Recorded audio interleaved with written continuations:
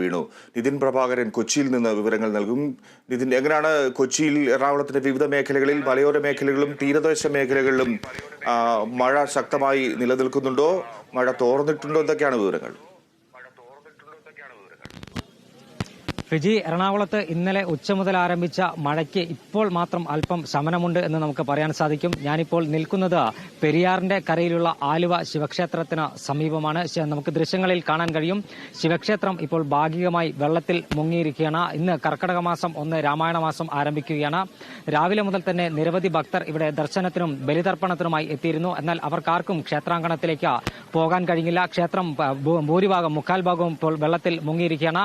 മലങ്കര ഡാമിന്റെ 15 ഷട്ടറുകൾ അടക്കം തുറന്നതിനാൽ പെരിയാർ കരകവിഞ്ഞ് ഒഴുകുകയാണ്. ഇരു കരകളിലും താമസിക്കുന്ന ആളുകൾക്ക് അതീവ ജാഗ്രതാ നിർദ്ദേശം നൽകിയിട്ടുണ്ട്. അതോടൊപ്പം തന്നെ എറണാകുളം ജില്ലയുടെ വടക്കൻ മലയോര മേഖലകളായ കോതമംഗലത്തും അതോടൊപ്പം തന്നെ മൂവാറ്റുപുഴ, പെരുമ്പാവൂർ തുടങ്ങിയ പ്രദേശങ്ങളിൽ വ്യാപകമായി പലയിടങ്ങളിലും മരങ്ങൾ കടപുഴകി വീണ റോഡ് ഗതാഗതം സ്തംഭിക്കുന്ന ഒരു സാഹചര്യമുണ്ടായി. ഇലക്ട്രിക് പോസ്റ്റുകൾ പലയിടത്തും കടപുഴകി വീണിട്ടുണ്ട്. വലിയ തരത്തിലുള്ള നാശനഷ്ടങ്ങൾ പല സ്ഥലത്തും റിപ്പോർട്ട് ചെയ്യപ്പെട്ടിരുന്നു. ഇപ്പോഴും ജില്ലയിൽ ഇന്നും നാളെയുമായി ജില്ലയിൽ മഴ തുടരും എന്നാണ് നമുക്ക് കാലാവസ്ഥാ നിരീക്ഷണ കേന്ദ്രത്തിന്റെ അറിയിപ്പിൽ നിന്നും മനസ്സിലാക്കാൻ കഴിയുന്നത്. ചേട്ടൻ ഈ പ്രദേശമാണോ? ആലുവ പെരിയാർ കരകവിഞ്ഞ് ഒഴുകിയതിന്റെ ഭാഗമായിട്ടാണ് ഈ വെള്ളം. ഇനി ആശങ്കപ്പെടാൻ എന്താ സാഹചര്യങ്ങളുണ്ടോ? വെള്ളം പൊങ്ങിയും മഴ പെയ്യുകയാണെങ്കിൽ വെള്ളം കൂടുതൽ പൊങ്ങും, അല്ലെങ്കിൽ ഈ വെള്ളം താനെ ഇറങ്ങിപ്പോകും. ഡാമുകൾ തുറക്കുക, മഴ വീണ്ടും ശക്തമാവുകയും ചെയ്താൽ പെരിയാറിന്റെ കരയിലുള്ള ആശങ്കപ്പെടേണ്ട സാഹചര്യം തന്നെയാണ് നിലവിലുള്ളത്. കാരണം ഡാം തുറന്നാൽ വെള്ളം, ഇതിപ്പോ പെയ്ത്ത് വെള്ളമാണ്, മഴ പെയ്തതിന്റെ വെള്ളമാണ്. ഡാം തുറന്നാൽ ഇതിലൊക്കെ കൂടുതൽ വെള്ളം. നിങ്ങൾ ഈ പെരിയാറിന്റെ കരയിൽ താമസിക്കുന്ന ആളാണ്? ഏതെങ്കിലും തരത്തിലുള്ള മാറി താമസിക്കാനോ അല്ലെങ്കിൽ ജാഗ്രതാ നിർദ്ദേശങ്ങൾ ഇപ്പൊ ഇല്ല. ആ സാഹചര്യം വരികയാണെങ്കിൽ ഇപ്പൊ അതിന്റെ ആവശ്യമില്ല. ഫിജി, നമ്മളിപ്പോൾ സംസാരിച്ച ആൾ സൂചിപ്പിച്ചതുപോലെ തന്നെ മഴ വീണ്ടും ശക്തമാവുകയാണെങ്കിൽ ജലനിരപ്പ് ക്രമാതീതമായി ഉയരാനുള്ള സാധ്യതയുണ്ട് എന്നാണ് നമുക്ക് അദ്ദേഹം പറയുന്നത്. അദ്ദേഹം പെരിയാറിന്റെ ഈ കരയിൽ, ഈ ആലുവ ശിവക്ഷേത്രത്തിന് സമീപം താമസിക്കുന്ന വ്യക്തിയാണ്. നിലവിൽ ആശങ്കപ്പെടേണ്ട സാഹചര്യം ഒന്നും തന്നെയില്ല. പക്ഷേ മഴ വീണ്ടും ശക്തമാവുകയും ഡാമുകൾ വീണ്ടും തുറക്കുകയും ചെയ്താൽ പെരിയാറിന്റെ ഇരു കരകളിലെയും അത് ബാധിക്കും. പെരിയാറിൽ ക്രമാതീതമായി ജലനിരപ്പ് ഉയരും. നമുക്കറിയാം, 2 പ്രളയത്തെ അതിജീവിച്ചവരാണ് പെരിയാറിന്റെ ഇരു കരകളിലും താമസിക്കുന്ന ആളുകൾ, എറണാകുളം ജില്ലയിൽ താമസിക്കുന്ന ആളുകൾ. അതുകൊണ്ട് ആ ഒരു പ്രളയ ഭീതി അവരുടെ മനസ്സിലുണ്ട്. വീണ്ടും മഴ ശക്തമാവുകയും ഡാമുകൾ തുറക്കുകയും ചെയ്താൽ എങ്ങോട്ട് പോകും എന്നൊരവസ്ഥയുണ്ട്. പക്ഷേ ജില്ലാ ഭരണകൂടം പറയുന്നത് അടിയന്തര സാഹചര്യങ്ങളെ നേരിടാനുള്ള എല്ലാ മുന്നൊരുക്കങ്ങളും ഇതിനകം പൂർത്തീകരിച്ചു കഴിഞ്ഞു എന്നാണ്. ഇവിടെ എറണാകുളത്തിന്റെ ഭാഗങ്ങളിൽ നിലവിൽ എവിടെയും വലിയ തരത്തിലുള്ള വെള്ളക്കെട്ടൊന്നും രൂപപ്പെട്ടിട്ടില്ല. എറണാകുളം നഗര മേഖലയിൽ ചെറിയ വെള്ളക്കെട്ടുകൾ ഉണ്ട് എന്നതൊഴിച്ചാൽ മറ്റെവിടെയും വെള്ളക്കെട്ട് ഇതുവരെ രൂപപ്പെട്ടിട്ടില്ല. പക്ഷേ കാലാവസ്ഥാ നിരീക്ഷണ കേന്ദ്രം നൽകുന്ന മുന്നറിയിപ്പ് പ്രകാരം വരും മണിക്കൂറിലും ശക്തമായ മഴ തുടരും എന്നാണ് അറിയാൻ സാധിക്കുന്നത്. അതോടൊപ്പം തന്നെ കേരള, കർണാടക, ലക്ഷദ്വീപ് തീരങ്ങളിൽ മണിക്കൂറിൽ 55 കിലോമീറ്റർ വേഗതയിൽ കാറ്റ് ആഞ്ഞു വീശാനുള്ള സാധ്യതയുമുണ്ട്. മത്സ്യത്തൊഴിലാളികൾ ജാഗ്രത പാലിക്കണമെന്ന നിർദ്ദേശവും ജില്ലാ ഭരണകൂടം നൽകിയിട്ടുണ്ട്. ഫിജി, നിതിൻ, ആ ക്യാമറ ക്ഷേത്രത്തിന്റെ പരിസരത്തേക്ക് ഒന്ന് തിരിക്കാമോ?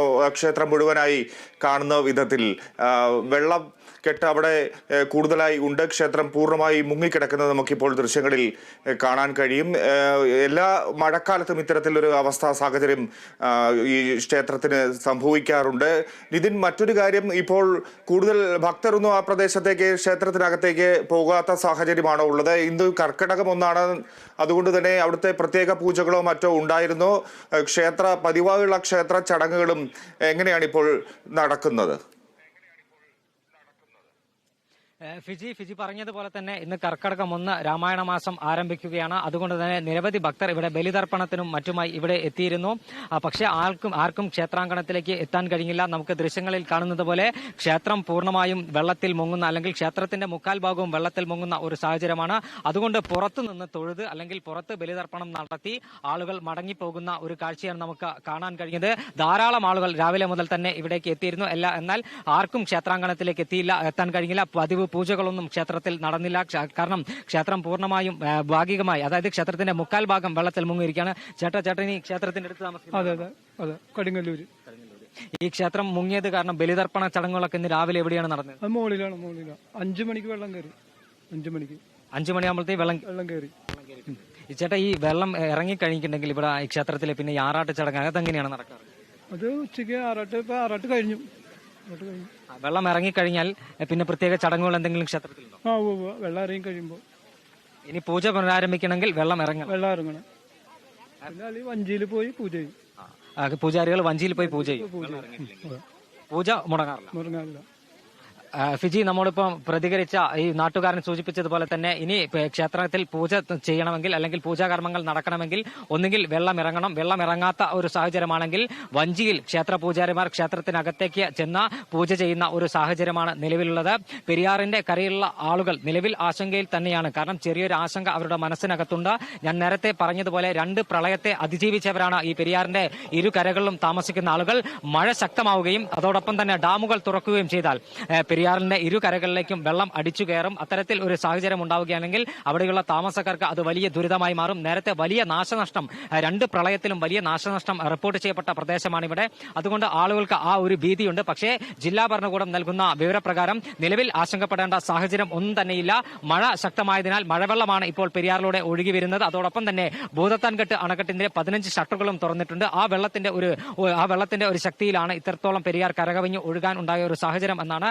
മഴ കുറയുകയാണെങ്കിൽ വെള്ളം കയറിയത് ക്രമാതീതമായി തന്നെ ഒഴിഞ്ഞു പോകും. ഇന്ന് മഴ ഇനിയും വരും മണിക്കൂറുകളിലും മഴ ശക്തമായി പെയ്തില്ലെങ്കിൽ ഇന്ന് വൈകുന്നേരത്തോടു കൂടി തന്നെ ആലുവ ശിവക്ഷേത്രത്തിന്റെ അകത്തേക്ക് കയറിയ വെള്ളം പൂർണ്ണമായും ഒഴിയും എന്നാണ് ഈ പ്രദേശവാസികൾ എല്ലാം തന്നെ പറയുന്നത്. പക്ഷേ ഇപ്പോൾ ആലുവ ക്ഷേത്രം നമുക്ക് ദൃശ്യങ്ങളിലെല്ലാം നേരത്തെ കണ്ടതുപോലെ ആലുവ ക്ഷേത്രം ഭാഗികമായി വെള്ളത്തിൽ മുങ്ങിയിരിക്കുന്നു. കർക്കിടക മാസം ആരംഭത്തിൽ ഇവിടേക്ക് ദർശനത്തിനെത്തിയ ആർക്കും ക്ഷേത്രത്തിൽ തൊഴാൻ കഴിഞ്ഞില്ല. ക്ഷേത്രത്തിന്റെ പുറത്തെ റോഡിൽ നിന്ന് തൊഴുത് ബലിതർപ്പണം നടത്തി തിരികെ പോവുകയായിരുന്നു. ഫിജി, ശരി. ഇനി